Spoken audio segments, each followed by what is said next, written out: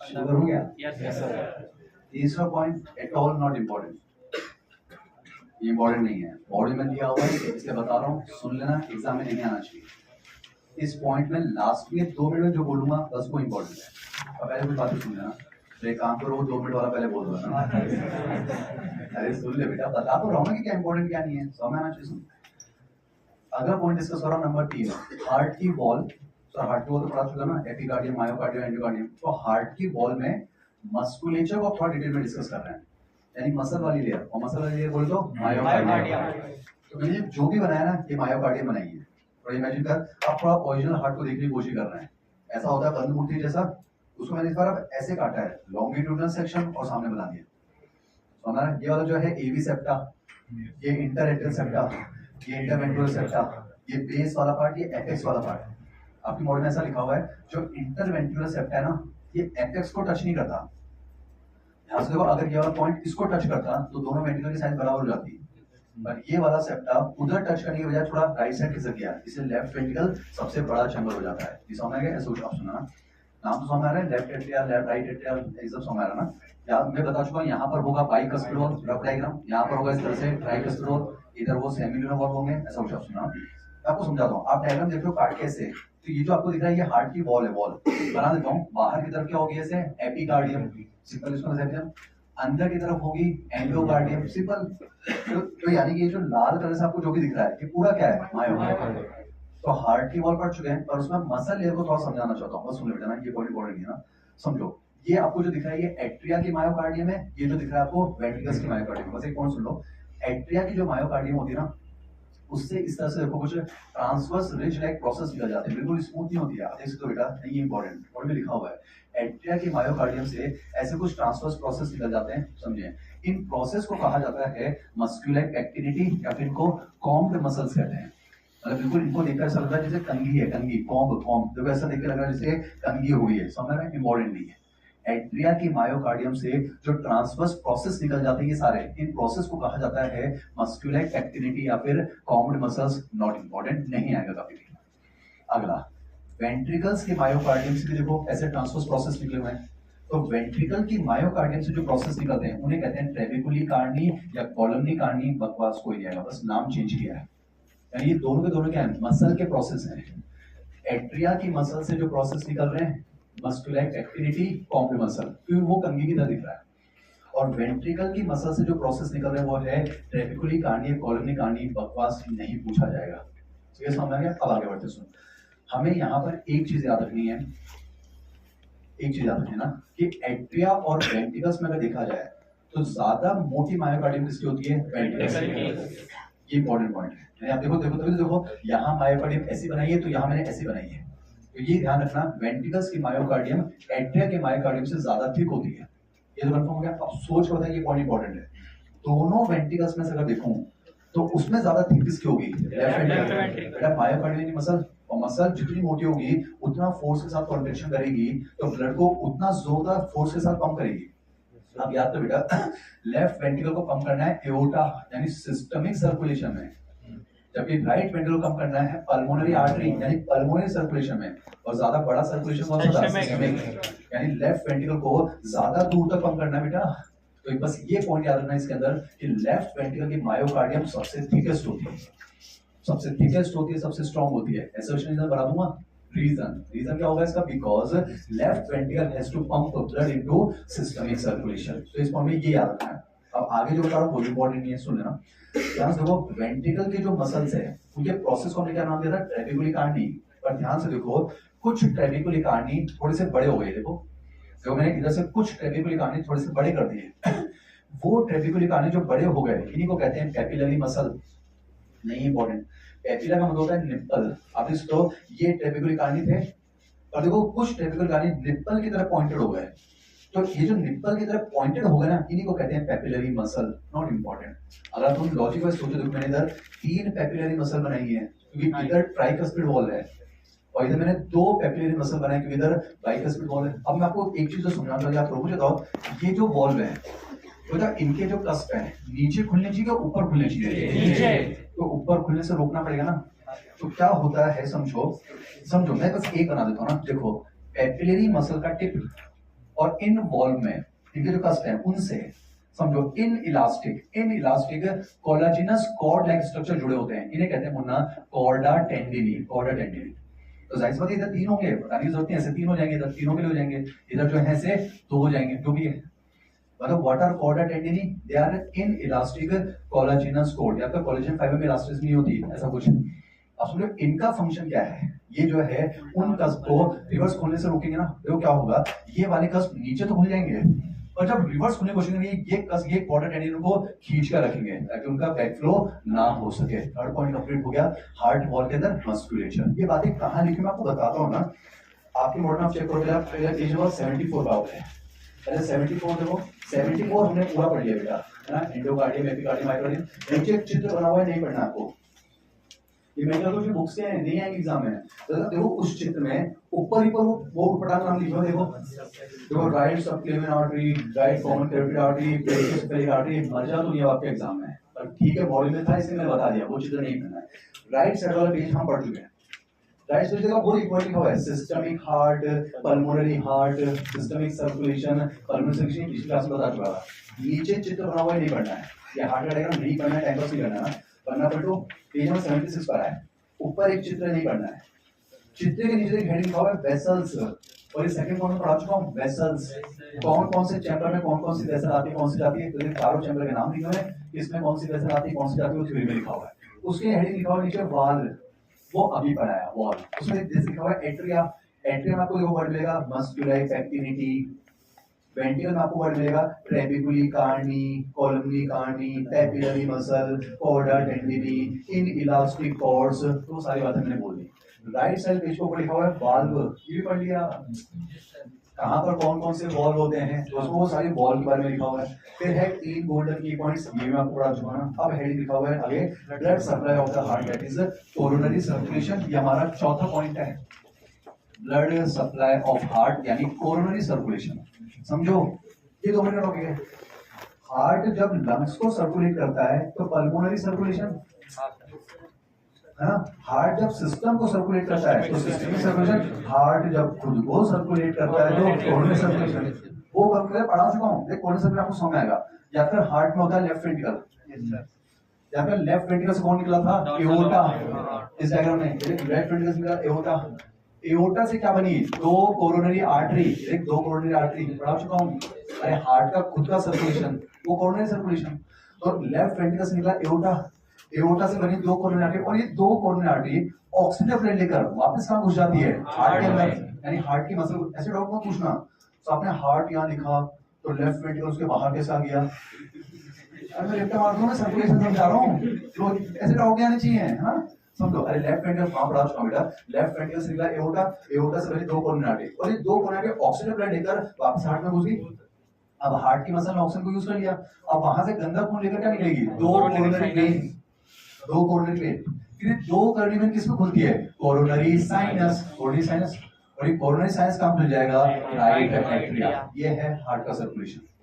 आगे वाला कंप्लीट नहीं कर रहा हूं, आपके मॉडल में पूरा कर रखा है, जैसे कि राइट एट्रिया से राइट वेंट्रिकल, पल्मोनरी आर्टरी से होता हुआ लंग्स, लंग्स से होते हुए पल्मोनरी वेन, पल्मोनरी से लेफ्ट एट्रिया, लेफ्ट वेंट्रिकल, फिर से चालू। तो समझ में रह गया, देखो नीचे फ्लो चार्ट बना हुआ है, ये नंबर 4 कंप्लीट हुआ।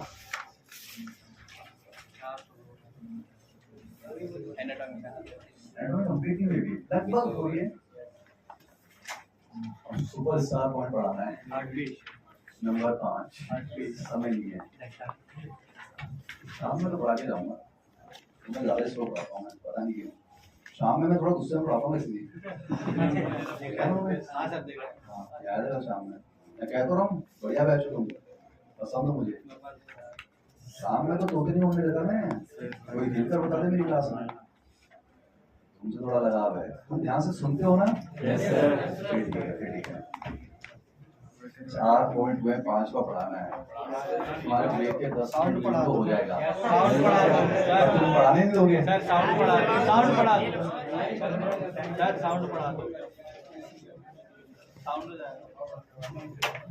ऊर्जा में होना देगा, या तो ये ऑफिस से 8 मिनट बिगाड़ जाएंगे मेरे, चल पढ़ाना शुरू तो करता हूँ, फिर देख लेंगे, समझ रहे हो तुम,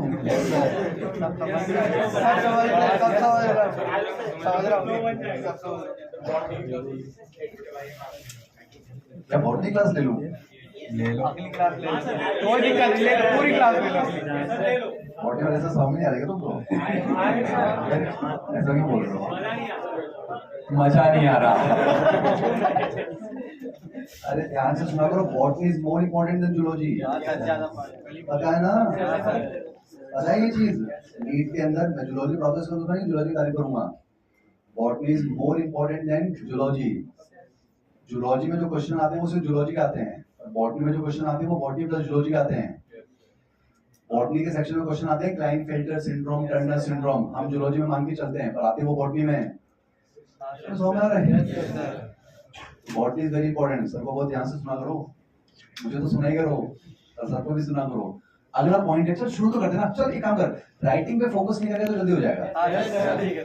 मैं अगर सजाने लगे तो थोड़ा हो जाएगा। ठीक है ना? सुन, कोशिश करते ना, हो गया तो बढ़िया, नहीं होगा तो अगली क्लास में फिर कंटिन्यू कर लूंगा। मत तो परेशान है, परेशान होता है, हम है ना तुम्हारे साथ, इसीलिए तो परेशान है।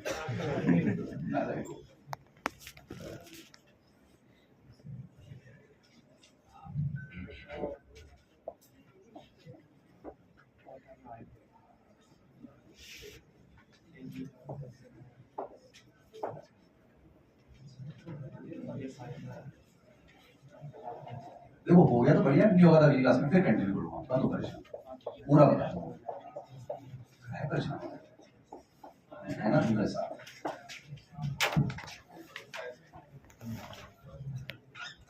पानी तो पीऊंगा।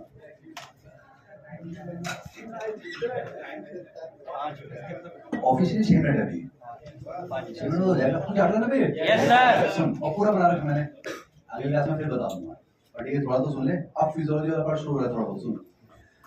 पहला पॉइंट था हार्ट वॉल, उसकी कवरिंग। दूसरा पॉइंट था वेरी वेरी स्पेशल, ऐसे चैप्टर रिवाइज करना है। तीसरा पॉइंट था हार्ट की वॉल में मस्कुलेचर। चौथा पॉइंट था blood supply of the heart, coronary circulation. पांचवा पॉइंट शुरू कर रहा हूं, conducting system of a myogenic heart. आपके बोर्ड में हम कहां पर रखते हैं? पेज नंबर 78 पर।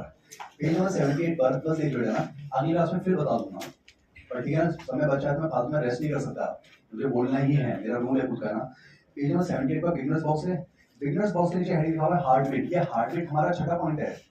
अब ये हार्ट बीट नहीं समझा रहा हूँ, ये हमारा अगला पॉइंट होगा। हार्ट बीट के नीचे बक्सा बना हुआ है, उसमें लिखा हुआ है neurogenic heart versus myogenic heart. ये दोनों टाइप के हार्ट के बाद में समझाऊंगा। उन हार्ट के नीचे हेडिंग लिखा हुआ है the conducting system of myogenic heart. बस वो समझा रहा हूँ, चैप्टर शुरू हो गया। सुनना समझो। पहले तो डायग्राम समझ लो। मैंने आपके सामने डायग्राम बनाया है। हार्ट का ऐसे निकाला, बंद मोटी, हार्ट का ऐसे लिखा है। सो हमारा सोचना सुने, ये काले रंग में मैंने जो भी बनाया है ये मायोकार्डियम है। इमेजिन कर लेना बेटा, बाहर होती है एपिकार्डियम, अंदर होती है एंडोकार्डियम। मैंने ब्लैक रंग से जो भी बनाई वो है मायोकार्डियम। मेन तो मसल ले रहे हैं, अब ध्यान सुनना। आप राइटिंग को फोकस मत करना, पहले सुन ले। मायोकार्डियम जो है वो क्या है? मसल है। मसल बेटा हार्ट की मसल है, और मसल बोले तो टिश्यू, मैंने सब लिखा है उसमें ना। अगर हो जाएगा तो अच्छी बात है, नहीं होगा तो अगली क्लास में फिर बता दूंगा उसमें ना। समझे? ये पूरी जो आपको दिख रही है ना ब्लैक कलर में, पूरी ये पूरी मायोकार्डियम है। मायोकार्डियम मतलब मसल है ये, और मसल तो टिश्यू होता है। Epithelium tissue, connective tissue, muscular tissue. यानी कुल मिला के ये मायोकार्डियम जो है ना, ये हार्ट का टिश्यू है, मस्कुलर टिश्यू। और टिश्यू बनता है ग्रुप ऑफ सेल से। तो मसल टिश्यू को बनाने वाले सेल कहलाएंगे मसल सेल, या फिर वो कहते हैं बेटा मसल फाइबर। यानी मैं कह सकता हूँ ये जो पूरी मायोकार्डियम है, मायोकार्डियम बराबर बहुत सारे मसल फाइबर। ये समझ में आ रहा है क्या? बेटा समझो, अगर मैं आपको इसे दिखाऊंगा, मान लीजिए ये muscle cell, muscle cell, muscle cell, muscle cell, muscle fibre, muscle fibre, muscle fibre, muscle fibre, muscle fibre. Muscle fibre एक यूनिट है, तो बहुत सारे मसल सेल मिलेंगे तभी तो पूरा मसल टिश्यू बनेगा। ये समझ आ गया? समझने तैयार हो ना? तो शो नहीं जा रहा है, एक वर्ड समझाना चाह रहा हूँ, मैं तो परेशान। सुन तो सही, अगली क्लास में फिर कंटिन्यू कर लूंगा, क्यों नाराज होता है? ये काले रंग से जो भी आपको दिख रहा है ये मसल है, यानी मायोकार्डियम, हार्ट की मसल। मसल बोले तो टिश्यू, टिश्यू बनता है ग्रुप ऑफ सेल से। यानी बहुत सारे मसल सेल, बहुत सारे मसल फाइबर मिले होंगे तब जाकर ये पूरी मायोकार्डियम बनी है। अब सुना, आपको पता बेटा जो मसल सेल होता है ना, मसल सेल की खास बात होती है कॉन्ट्रैक्शन और रिलैक्सेशन। मसल सेल में कॉन्ट्रैक्शन रिलैक्सेशन हो सकता है, पर कब उसको कॉन्ट्रैक्ट होना है कब नहीं होना है, इस बात का फैसला करता है नर्वस सिस्टम। तो आपको आइडिया होगा, नर्वस सिस्टम के जो न्यूरॉन होते हैं ना, वो मसल सेल के साथ जंक्शन बनाते हैं, जिसे कहते हैं न्यूरोमस्कुलर जंक्शन। प्यार से हम कहते हैं एनएमजे। क्या कहते हैं बेटा? एनएमजे। नाराज है क्या? थोड़ा प्यार से बोल, क्या कहते हैं? एनएमजे। तो जाग रहा ना बे, सुन कर ना, उसे स्टार लगाना बहुत जरूरी है। कुल मिला के समझो, ये पूरी मसल है, और ये मसल बनी होगी बहुत सारे मसल फाइबर से। समझो इन मसल फाइबर को जब न्यूरॉन स्टिमुलस देता है ना तब इनमें कॉन्ट्रेक्शन होता है। यानी ये जो मसल फाइबर होते हैं नॉर्मली ऑटो एक्साइटेबल नहीं होते, यानी समझो सेल्फ एक्साइटेबल नहीं हो सकते हैं। समझो मसल सेल को न्यूरॉन स्टिमुलस देगा तब जाकर उसमें कॉन्ट्रेक्शन होता है। पर ध्यान सुना, मेडिकल कॉलेज की बुक का स्टेटमेंट, ये पूरी मायोकार्डियम बराबर बहुत सारे मसल फाइबर, तो इन बहुत सारे मसल फाइबर में से सिर्फ 1% मसल फाइबर ऐसे होते हैं जो ऑटो एक्साइटेबल होते हैं। शानदार, ये आपका स्टेटमेंट सुनना सही गलत है? Entire myocardium is auto excitable, गलत बेटा। अरे पूरी मायोकार्डियम ऑटो एक्साइटेबल नहीं है। What is auto excitable? जो बिना स्टिमुलस के अपने आप एक्साइट हो सके, एक्शन पोटेंशियल जनरेट कर सके। ध्यान सुनो बेटा, अरे मायोकार्डियम बराबर बहुत सारे मसल फाइबर, तो इन सारे मसल फाइबर में से सिर्फ 1% मसल फाइबर ऐसे होते हैं जो ऑटो एक्साइटेबल हैं, यानी समझो बिना किसी एक्शन स्टिमुलस के वो अपने आप इंपल्स जनरेट करते हैं, एक्शन पोटेंशियल जनरेट करते हैं, और उसी की वजह से पूरे हार्ट के अंदर कॉन्ट्रैक्शन रिलैक्सेशन होता है, दिल में धड़कन होती है, हार्ट बीट करता है। इसको हमारा अब सुना, इस पूरे मायोकार्डियम का वो जो 1% ऑटो एक्साइटेबल पार्ट है ना, उसे कहते हैं बेटा नोडल टिश्यू। उसको नोडल टिश्यू कहते हैं। यानी व्हाट इज नोडल टिश्यू सुन ले, ये वो 1% स्पेशलाइज्ड मसल फाइबर है, ये वो 1% स्पेशलाइज्ड मसल फाइबर है जो ऑटो एक्साइटेबल होते हैं। अब इस नोडल टिश्यू का कौन सा पार्ट किधर किधर है वो समझा रहा हूं, समझाने की कोशिश कर रहा हूं। सुना, ये वाला जो पार्ट है, अगली क्लास में रिटर्न करूं क्या? Yes sir. 5 मिनट और लगेंगे, फिर कंप्लीट कर दूं क्या? समझो वापस बोल रहा हूं आपको, व्हाट इज नोडल टिश्यू? हड़बड़ी नहीं, आराम से। What is nodal tissue? पूरी मायोकार्डियम का 1% पार्ट है, यानी ये वो मसल फाइबर हैं जो ऑटो एक्साइटेबल है। अब इस नोडल टिश्यू में क्या क्या आता है, पहले नाम सुन ले। ऐसे नोड आता है, साइनोएट्रियल नोड, एवी नोड आता है, एट्रियोवेंट्रिकुलर नोड, एवी बंडल आता है, तो ना बंडल ब्रांचेस आती हैं और पर्किंजे फाइबर्स आते हैं। ये तो नाम सुना होगा, अब सुना समझना बेटा, चाहे वो ऐसे नोड हो, एवी नोड हो, एवी बंडल हो, बंडल ब्रांचेस हो, पर्किंजे फाइबर, ये सब क्या है? ये वही 1% मसल फाइबर है जो ऑटो एक्साइटेबल है, अपने आप इंपल्स जनरेट कर सकते हैं। और हाँ, इंपल्स जनरेशन की रेट अलग अलग होती है। जैसे मैं आपको समझाऊं, ऐसे नोड इंपल्स जनरेट करता है 70 से 75 पर मिनट, यानी 1 मिनट में 70 to 75 इंपल्स जनरेट करता है। अगर एवी नोड की बात करूं तो ये करता है 40 से 45 पर मिनट। अगर पर्किंजे फाइबर की बात करूं तो 18 से 25 पर मिनट एनसीआरटी लाइन है। यानी पूरा का पूरा नोडल टिश्यू ऑटो एक्साइटेबल है, यानी बिना किसी एक्सटर्नल स्टिमुलस के अपने आप इंपल्स जनरेट कर सकता है। हालांकि इंपल्स जनरेशन की रेट अलग अलग होती है। अब सुना, ऐसे नोड और एवी नोड की पोजीशन भी लिखी है एनसीआरटी ने, वो पोजीशन समझा रहा हूं। सुना बेटा, ये क्या है, देख राइट एट्रिया। अब देख राइट एट्रिया का ये राइट साइड, ये लेफ्ट साइड, तो ऐसे नोड कहाँ है? It is situated on the right upper corner of the right atrium. समझ आ रहा है क्या? एनसीआरटी लाइन है, यानी राइट एट्रिया के राइट अपर कॉर्नर पर ऐसे नोड है। और एवी नोड की पोजीशन क्या है? It is situated on the left lower corner of the right atria, यानी राइट एट्रिया के राइट अपर कॉर्नर पर ऐसे नोड, राइट एट्रिया के लेफ्ट लोअर कॉर्नर पर क्या होगा? AV node. समझ ना, इन दोनों को कुछ मसल फाइबर जोड़ते हैं, उसे कहते हैं इंटरनोडल पाथवे।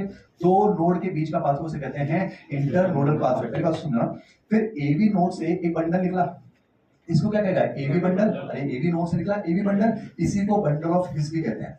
फिर इससे निकलती है ब्रांचेस, इनको कहते हैं बंडल ब्रांचेस, और उनसे पत्ते पत्ते फाइबर निकलते हैं जो पूरे वेंट्रिकल्स में फैल जाते हैं, इनको पर्किंजे फाइबर कहते हैं। आपके एग्जाम में तो यही सवाल पूछा जाता है, what is the correct sequence of conducting system of a myogenic heart. तो सीक्वेंस याद रखना, पहले ऐसे नोड से इंपल्स निकलेगी, फिर इंटरनोडल पाथवे, फिर एवी नोड, फिर एवी बंडल, फिर उसके बाद बंडल ब्रांचेस, और फिर पर्किंजे फाइबर। आपको देखो सीक्वेंस लिखी हुई है राइट साइड पेज पर, देख लिखा हुआ है ऐसे नोड, फिर लिखा हुआ इंटरनोडल पाथवे, फिर एवी नोड, फिर लिखा हुआ है bundle of his. Bundle of his यानी कि एवी बंडल।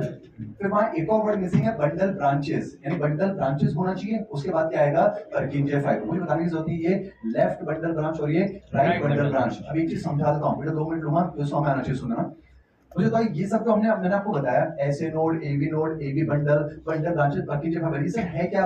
ये पूरी मायोकार्डियम का 1% पार्ट है, यानी ये वो मसल फाइबर हैं जो ऑटो एक्साइटेबल हैं, बिना किसी एक्सटर्नल स्टिमुलस के ये एक्शन पोटेंशियल जनरेट करते हैं। पर बहुत शानदार सुनना मुझे, तब इन सब में इंपल्स जनरेशन की पावर है, और सबसे ज्यादा इंपल्स जनरेट कौन करता है? ऐसे नोड। तभी तो बेटा समझना, जब ऐसे नोड काम कर रहा होगा ना, बाकी कोई भी खुद की इंपल्स जनरेट नहीं करता है, ये ध्यान रखना।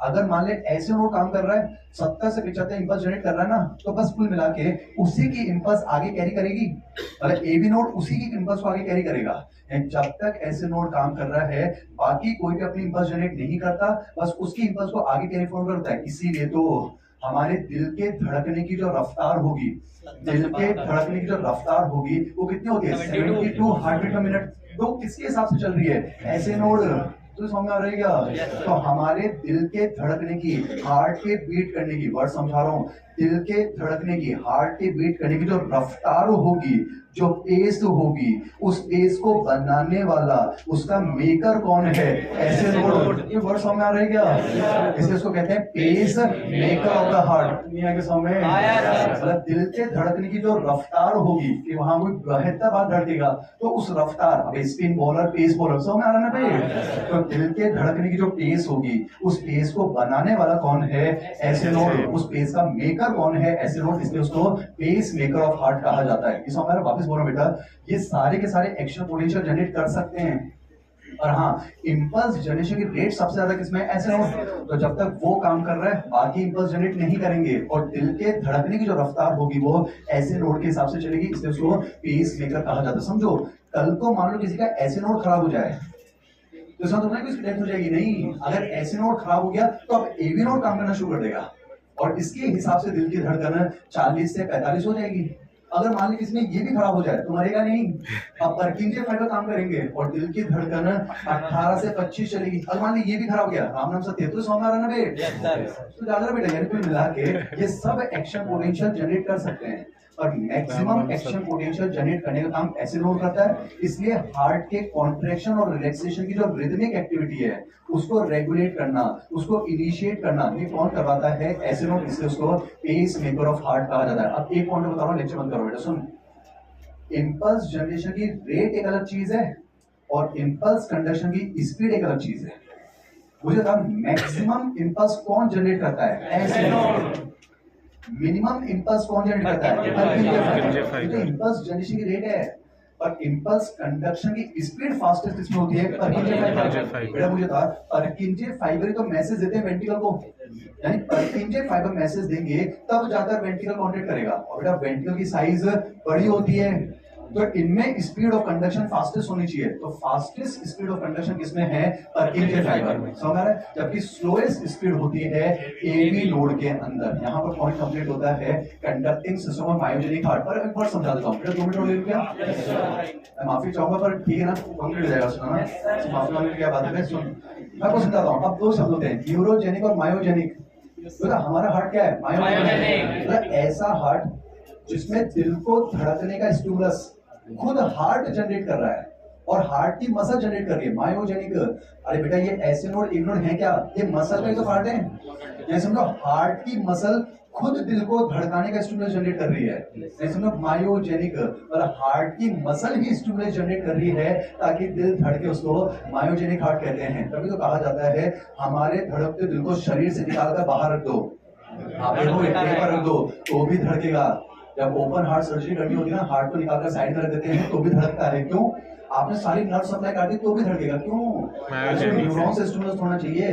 जब तक उसमें ऐसे नोड को एनर्जी मिल रही है वो अपने आप इंपल्स जनरेट करता रहेगा और 70 से 72 टाइम हमारा दिल धड़कता रहेगा। अगला होता है न्यूरोजेनिक हार्ट। नाम से चल रहा है ऐसा हार्ट जिसको धड़कने के लिए न्यूरॉन स्टिमुलस चाहिए। अगर न्यूरॉन स्टिमुलस देगा तब वो धड़केगा, उसको कहते हैं न्यूरोजेनिक हार्ट। तभी तो कहते हैं जिनमें न्यूरोजेनिक हार्ट है अगर उनके हार्ट को निकालकर बाहर रख दो, यानी नर्व सप्लाई काट दो, तो हार्ट बीट तुरंत बंद हो जाती है। अब कौन सा किसमें मिलता है एक बार पढ़कर देख लेना। तो हमारा 5वां पॉइंट कंप्लीट होता है, that is conducting system of A myogenic heart. मैंने पूरा ऐसे लिखा है, ऐसे लिखा है। मैं नेक्स्ट क्लास में एक बार फिर से रिवाइज करवा दूंगा। आपका ब्रेक चल रहा है वैसे, है ना? सर को बोल दीजिएगा सर थोड़ा लेट ब्रेक चल रहा है, चले जाओ मुझे समय लगेगा।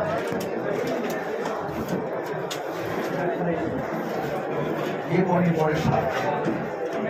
अगर ऐसे नोड काम नहीं करेगा तो एबी नोड के हिसाब से हार्ट बीट रहेगी, काम नहीं करेगा तो परकिंजे फाइबर। ऐसे देखा ऐसे नोड काम नहीं करता तो आर्टिफिशियल पेसमेकर लगा लेते हैं ताकि दिल की धड़कन 70 से 75 चले।